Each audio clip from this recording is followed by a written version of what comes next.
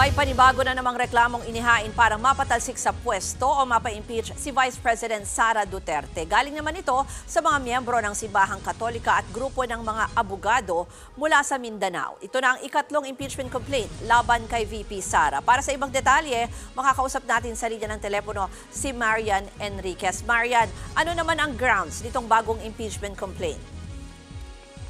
Yes, Ruth, na nga, kaninang tanghali yung ikatlong impeachment complaint laban kay Vice President Sara Duterte. Ayon sa kinatawan ng grupo si Attorney Armando Berhel Ligutan, nasa 12 ang nakalistang complainant sa reklamo laban kay Duterte.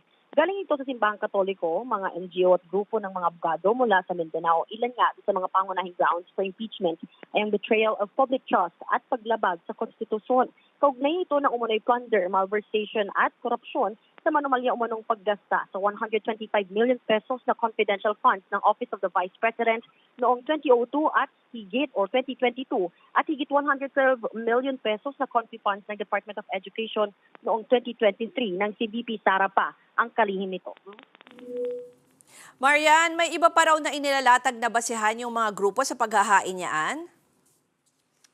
Yes, Ruth, ginit din nga na nagkaroon daw ng bribery nga sa mga opisyal ng DepEd at naniniwala silang illegal yung mga disbursement o paggamit ng pondo ng bise. Base na rin doon sa mga lumabas na mga pagdinig ng Kamara.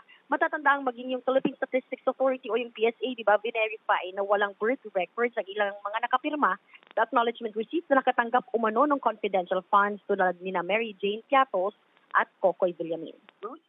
Uli na lang, Marian, may mga nag-endorso na ba niya ng mga kongresista? Tsaka paano uusad yan? Kasi pangatlo na yan at dapat ma-forward yan doon sa opisina ni Speaker, di ba?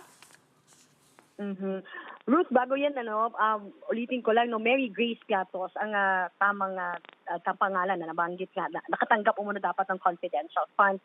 Yung tungkol nga dito sa Office of the Secretary General, tama ba, na dapat nga makuha na ito, vine-verify kasi ngayon ito ni Office of the Secretary General at ng Legal Department, saka ipapadala doon sa Speaker's Office. Ngayon, merong naka-break kasi ngayon yung Kongreso, kaya sa January 13 pa, ulit magbabalik yung sesyon. Bruce?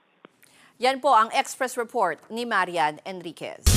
Mga kapatid, ako po si Ruth Cabal. Maging maalam at may pakialam sa mga may init at rumaratsyadang balita sa Frontline Express.